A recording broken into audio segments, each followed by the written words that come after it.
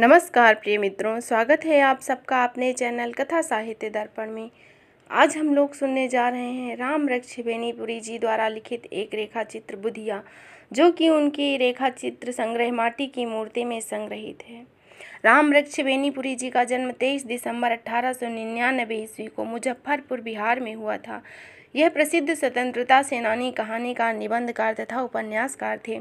इनकी मृत्यु 9 सितंबर 1968 बिहार में हुई थी। माटी की मूर्ति राम वृक्ष बेनीपुरी जी द्वारा लिखित रेखा चित्र संग्रह है, जिसमें उन्होंने 12 रेखा चित्रों का संग्रह किया। उन्हीं में से एक है बुधिया। तो आइए सुनते हैं। एक छोटी सी पठिया फुदकती हुई आकर चमेली की ताज़ा नरम नरम पत्तियों को ताबड़तोड़ नोचने और चबाने लगी। उस दिन तक मुझ में वह कलात्मक प्रवृत्ति नहीं जगी थी कि उस नन्ही खूबसूरत जानवर का वह फुदकना, अपने लबों को कान तक फटकारते हुए पत्तियों को नोच नोच कर खाना और चौकन्नी आंखों से उधर उधर देखना मुझे अच्छा लगे, और मैं चिल्ला उठना तो मुझे विमुग्ध कर दे, ऐसा महसूस नहीं हुआ। उस दिन तो सबसे बड़ी ममता उस चमेली पर थी, जिसकी कलम में मैं दूर के गाँव को से खोज कर लाया था, जिसे मैंने अपने हाथों से रोपा और सींचा था, जिसकी एक एक पत्ती निकलते देख मैं फूला नहीं समाता था। और इस दुष्ट पठिया ने सब सत्यानाश कर दिया। अगर मैं उसे मिल जाए तो मैं उसे पीस डालूं। गुस्से से चूर मैं उसे मारने के लिए दौड़ा। तभी, मत मारिए बाबू, यह बुधिया थी। बुधिया एक छोटी सी बच्ची, 7-8 साल से ज़्यादा की नहीं रही होगी। कमर में एक अर्गे की खुंडकी लपेटे, जिसमें न जाने कितने पैबंद लगे थे और जो मुश्किल से उसके घुटनों के नीचे पहुंचती थी। समूचा शरीर नंग धड़ंग गर्द गुब्बार से भरा, सांवले चेहरे पर काले बालों की मोटी लटें और जिसमें धूल तो साफ थी और जुएं भी जरूर रहे होंगे। नाक बह रही थी और जिसे वह बार बार सिकोड़ने की कोशिश कर रही थी। और उसकी यह सूरत देखकर मुझे और भी जोर से मारने की इच्छा हुई, पर उसके नज़दीक जाकर देखा और मेरा ध्यान बट गया और मेरा लड़कपन वहीं जा उलझा। अरे, तूने ये क्या बना रखा है? मैं नज़दीक पहुंचकर बोला और देखने लगा। निकट के पोखरे की गीली चिकनी मिट्टी लाकर वह तरह तरह के खिलौने बनाए हुए है। खेत से सरसों, चना, मटर वगैरह के फूल लाकर उन खिलौनों को खूब सजाया है। उसने खिलौनों की खास शक्लें तो नहीं है, हाँ, पर आदमी के से आकार जो रंग बिरंगे फूलों से सजे होने के कारण जरूर ही कुछ भले दिख रहे थे। मैंने पूछा, ये क्या है? वह कुछ शर्माई। आप मारिएगा नहीं ना? तो मैं बताऊं। आज पीटता तो जरूर, लेकिन माफ़ कर दिया। वह मुस्कुरा पड़ी, बैठ गई और बोली, बैठिए ना। उस गंदगी में मैं बैठने तो क्यों लगा, हाँ, झुककर जरूर देखने लगा। उसने कहना शुरू किया, यह है दुल्हा, सिर पर मोर, सरसों का फूल, और इशारा करती हुई बोली, यह दुल्हन कैसी भली चुनरी, मटर चने के फूलों की, इनकी शादी होगी, खूब बजेंगे बाजे। 2-3 बार उसने पेट पीटा और फिर मुंह से सीटी दी। ढोल भी, सहनाई भी, यह कहकर वो कोहबर घर धूल से चौकोर घेर कर बना दिया। यही है फूल सेज, आम के हरे पत्तों पर कुछ फूल बिखेर दिए। इस पर सोएंगे दोनों और मैं गाऊंगी गीत। वह कुछ गुनगुनाने लगी, गाती झूमती। कुछ देर तल्लीनता से मैंने सुना, फिर मेरा ध्यान अपनी चमेली की ओर गया। दौड़ा, एक एक पत्ती गिना, अफसोस किया। पठिया को जिंदा चबा जाने की कसमें खाता और बुधिया को गालियाँ देता। मालिक, जरा घास में हाथ लगा दीजिए ना। कुछ समय बाद, सिर नीचा किए किसी बात पर मन ही मन तर्क वितर्क करता मैं गांव के उस दूसरे छोर पर जा रहा था। झुटपुट हो चला था। सड़क के नीचे खेत में एक युवती खड़ी मालूम हुई। घास का गट्टर उसके पैरों के नीचे बगल में पड़ा था। मैं झल्ला उठा। उसकी सोखी पर क्रोध आया। अब मैं शहरी आदमी हूँ, साफ कपड़े पहनता हूँ, गंवई लोगों की तरह गंदगी से दूर रहता हूँ, और फिर घसवाहा चरवाहा थोड़ी हूँ जो घास का गट्ठर उठाता फिरूं। उठा दीजिए ना। मैंने घूर कर उसको देखा। आकृति और आवाज़ में तारतम्य इठलाया। अरे, यह तो बुधिया है। जवान हो गई, इतनी जल्दी जवान हो गई। इधर उधर देखा, कोई नहीं था। शाम हो रही थी, बेचारी को कौन उठा देगा। द्रवीभूत हो मैंने घास का गट्ठर हाथ से उठा दिया। जरा उस समय एक ठहाका सुनाई पड़ा और थोड़ी देर में जगदीश मेरे नज़दीक पहुंचा। आखिर आपको भी इसने फंसा ही लिया। जगदीश की आंखों में शरारत थी, आवाज़ में व्यंग। फिर उसने माना बुधिया पुराण सुनाना शुरू किया। अब बुधिया पैदल वाली बुधिया नहीं रह गई। अब उसकी चूनर का रंग कभी नहीं मलिन होता था। उसकी चोली सिवाई पट्टी का दर्जी सिलता है। माना वह रोज़ घास को आती है, लेकिन उसके हाथ में ठेले की क्या, आप ढिट्ठे भी नहीं पाएंगे। वह रंग सांवला है, लेकिन गड्ढे से सड़े हुए पानी की मुर्दनी नहीं है। कालिंदी की कल कल छल छल है। जिसके कूल पर कितने ही गोपाल बंसी टेरते रहते हैं, कितने ही नंदलाला रासलीला का स्वप्न देखते हैं। बालों में वह चमेली का तेल लगाती है, उसकी मांग में टकही टिकुली चमचम करती है। किसी वृंदावन में एक थे गोपाल और 1000 थी गोपियाँ। यहाँ है एक गोपी और 1000 हैं ग्वाल। इन ग्वालों को एक साथ नचाकर और नत कर बुधिया को जो मज़ा आता था, उसका मज़ा तो गोपाल को शास्त्र पढ़ काली के नाथने और नचाने पर भी ना आया होगा। द्वापर का बदला लगता है राधा रानी इस युग में बुधिया की मार्फत पुरुष जात से ले रही हैं।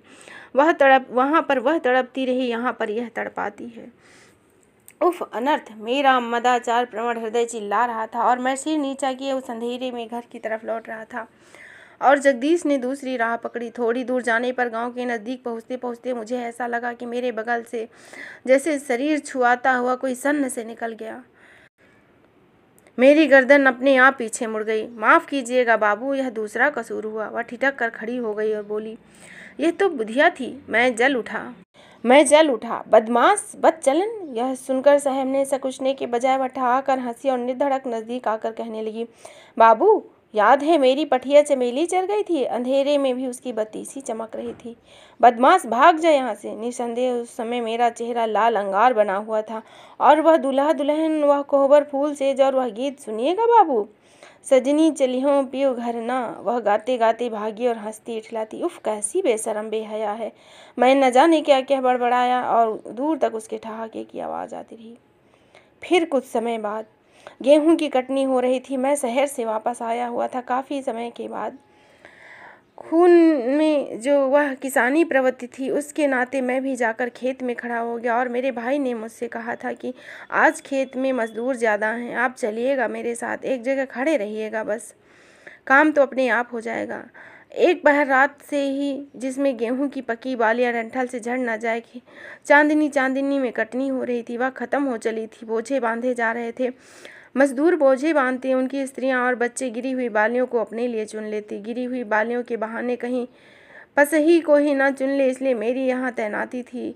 मैं एक जगह खड़ा चौकसी से अपनी ड्यूटी दे रहा था, लेकिन खेत के एक कोने पर मुझे काफ़ी दूर एक मजदूर के पीछे एक अधेड़ स्त्री और उसके कई बच्चे ताबड़तोड़ बाल चुन रहे थे और मैं कहूँ कुछ फाउल प्ले कर रहे थे। कौन औरत है? तू क्या कर रही है? मेरी आवाज़ को सुन औरत ने जैसे सुनकर भी ना सुना। हाँ, उसका मर्द शायद उसे डांटने लगा।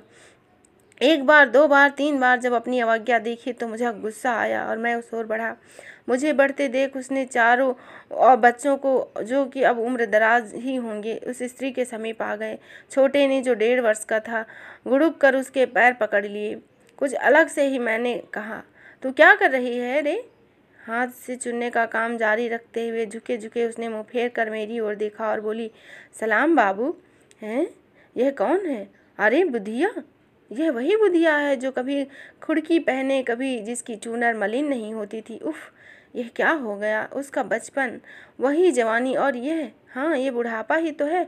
फटा कपड़ा, चोली का नाम नहीं, बाल बिखरे, चेहरा सूखा, गाल के गड्ढे, आँखों के कोटर और तो और जो कभी अपनी गोलाई, गठन और उठान से नौजवानों को पागल बनाते थे, उसके वो दोनों जवानी के फूल जब वह झुकी बाल चुन रही थी, बकरी के थन से लटक रहे थे, निर्जीव निस्पंद। बुधिया?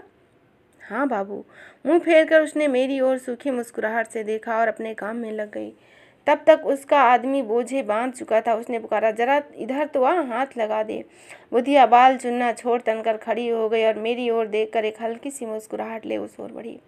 मैंने उसके तनकर खड़ा होते ही देखा उसका पेट बाहर निकला हुआ है, पैर नहीं उठ रहे हैं। ओह, यह गर्भवती है। तू ठहर, मैं बोझा उठाए देता हूँ, मैंने कहा। ना बाबू, आपसे बोझा उठाने को नहीं कहूँगी, आप नाराज़ हो जाते हैं। उसने आगे के 2 दांत अजीब करुणा बरसा रहे थे, चमक पड़े। मुझे धक्का सा लगा, पुरानी बात याद आ गई। वही संध्या, वह घास का गट्ठर, वही बुधिया का निवेदन, जगदीश का व्यंग, मेरी बौखलाहट, उसका पागलपन। उसी समय उसका छोटा बच्चा रो उठा। वह उसकी ओर लपकी और मैं सीधे उसके आदमी के पास पहुंचा। बोझ उठा दिया। वह हट्टा कट्टा जवान बोझ उठा लेता, झूमता चलता बना। इधर बच्चे के मुंह में सूखा स्तन देती, पुचकारती, दुलारती, हुल्लाती बुधिया बोली, बाबू आपके कई बच्चे हैं? ये बड़े दुष्ट होते हैं बाबू, देह बर्बाद करके भी इन्हें चैन नहीं, ये तक मारते हैं। बाकी 3 बच्चे भी उसे सटे खड़े थे। एक की देह पर हाथ फेरती, एक की पीठ को ठोकती, एक पर आंखों ही आंखों में प्यार उड़ेलती, गोद के बच्चे को थपथपाती। इस स्थिति में ही क्या क्या न वह मुझसे बकती रही। मैं एकटक उसकी ओर देखता रहा। उसकी ओर देखते हुए दिमाग ने काम किया। हाँ, बरसात बीत गई, बाढ़ खत्म हो गई। अब नदी अपनी धारा में है, शांत गति से बहती हुई। न बाढ़ है, न हाहाकार, कीचड़ और खरपात का नामो निशान नहीं। शांत और स्निग्ध गंगा मेरे सामने महान मातृत्व है, वंदनीय, अर्चनीय। तो इस तरह आप लोग सुन रहे थे रामवृक्ष बेनीपुरी जी द्वारा लिखित रेखा चित्र बुधिया। आशा करती हूँ यह आपको अवश्य ही पसंद आया होगा। यह रेखा चित्र संकलन माटी की मूर्ति में संकलित है। माटी की मूर्ति का प्रकाशन 1946 ईस्वी में हुआ था। तो यदि आपको यह पसंद आया हो तो प्लीज़ इसे लाइक अवश्य करिएगा और इस चैनल को सब्सक्राइब भी। तो फिर मिलते हैं एक नई कहानी के साथ। तब तक के लिए धन्यवाद।